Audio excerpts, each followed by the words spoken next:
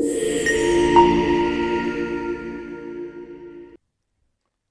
and Floyd had a meeting yesterday at this place for a very long time, just the two of us. Because when I got the news, I was in Polokwane, and I asked to see him, and I met him. We had open, frank debate about it, and then later we were joined by the SG. We spoke about everything. And then this morning at 10, we had a meeting of the officials.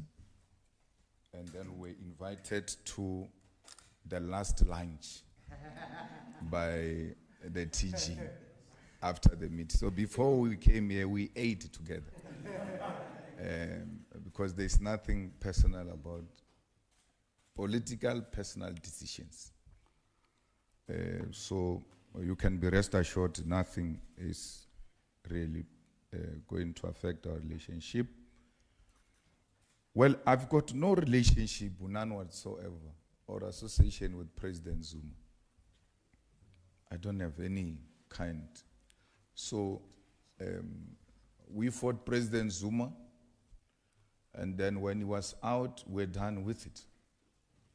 So to pursue him, even after his term of office, will be unreasonable.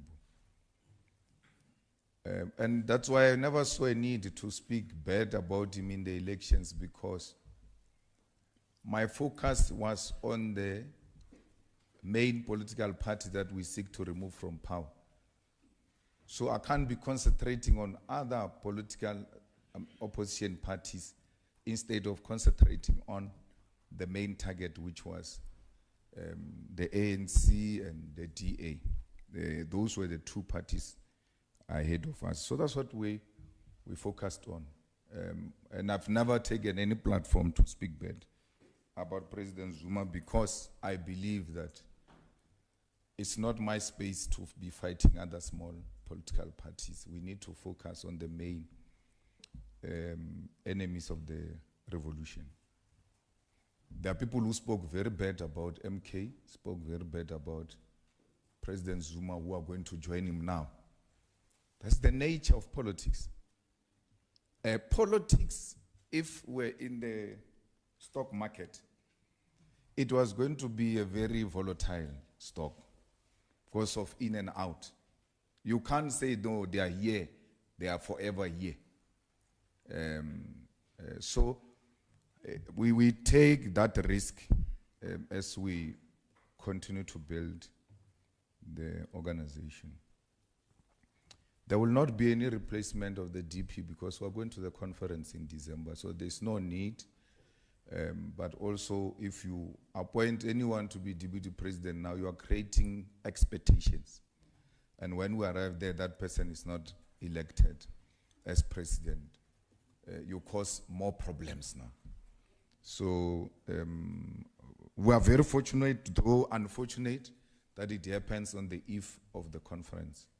And the conference will be able to resolve that. I can't give a list of who's going to join MK after Floyd. I didn't know Floyd was going to join MK. So if I didn't know about Floyd, can you imagine about others? Because I'm more close to Floyd, more than anyone else. So if I didn't know about Floyd, you can expect that there will be others. Our relationship with MK does not get affected by individual members joining MK or leaving MK to join EFF or anything. Our relationship is defined by what the deputy president has read as a charter for progressive caucus. And that's what brings us together with MK. I don't know about pending charges of VBS or anything of that sort. So I wouldn't say there was anything necessitated by that. Samkele, I know of a long list of people who are double pegging. The EFF, the MK, I know them. Sometimes I tell them that this one is going to move, this one is going to move, this one. So some of these things don't shock us because we anticipated them, we see them as they come. But we must be rest assured that the organization will live beyond us. You talk about FNB and then talk about Northern Cape. You know there are no people in Northern Cape. So you want a big rally in Northern Cape where there are no people. There are no people. The whole of Northern Cape was at that stadium.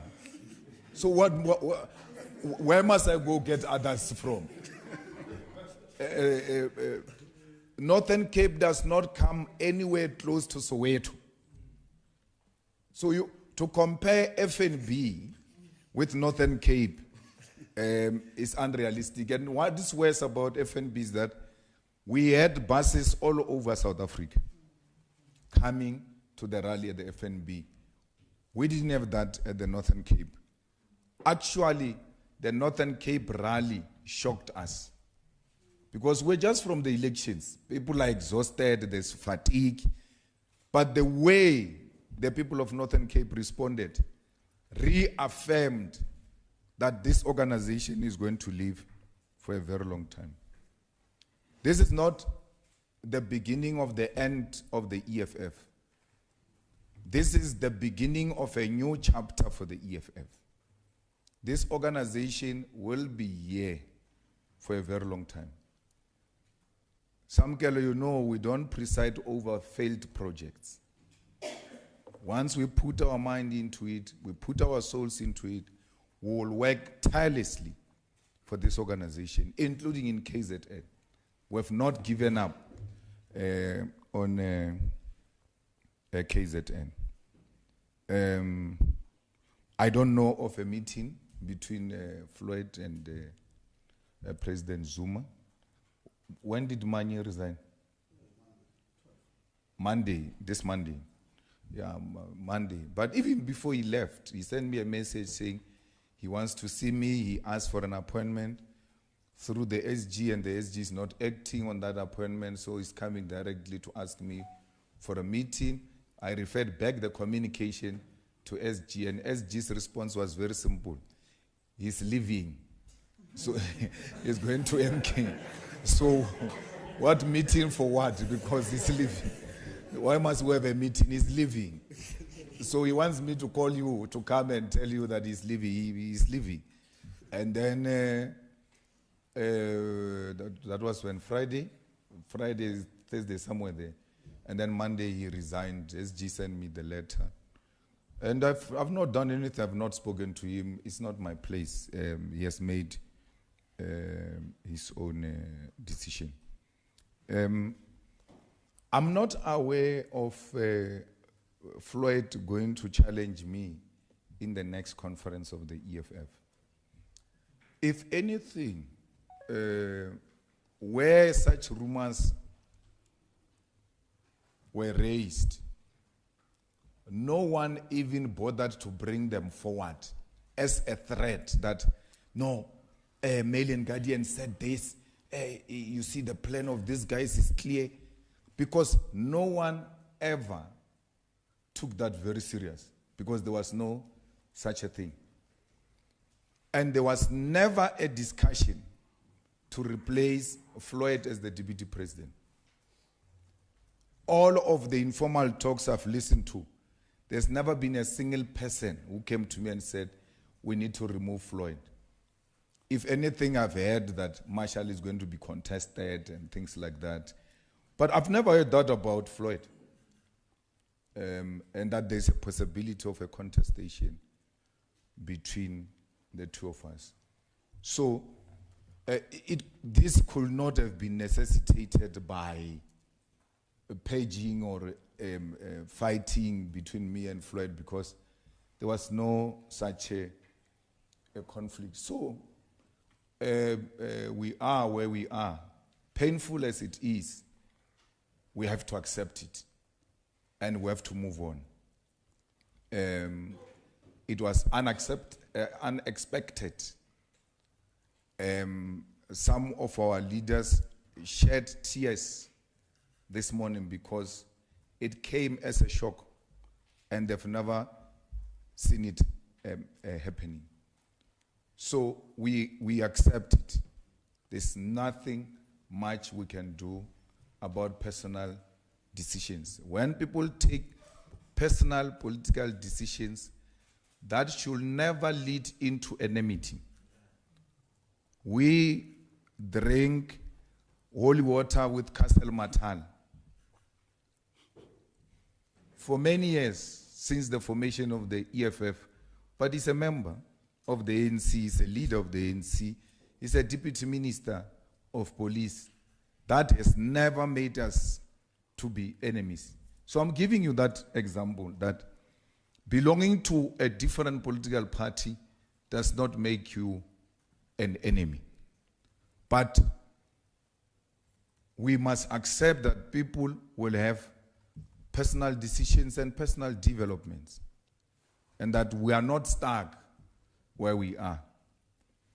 What you need to know is that I will remain a loyal and disciplined member of the EFF, and that my coffin will be draped with the flag of the EFF.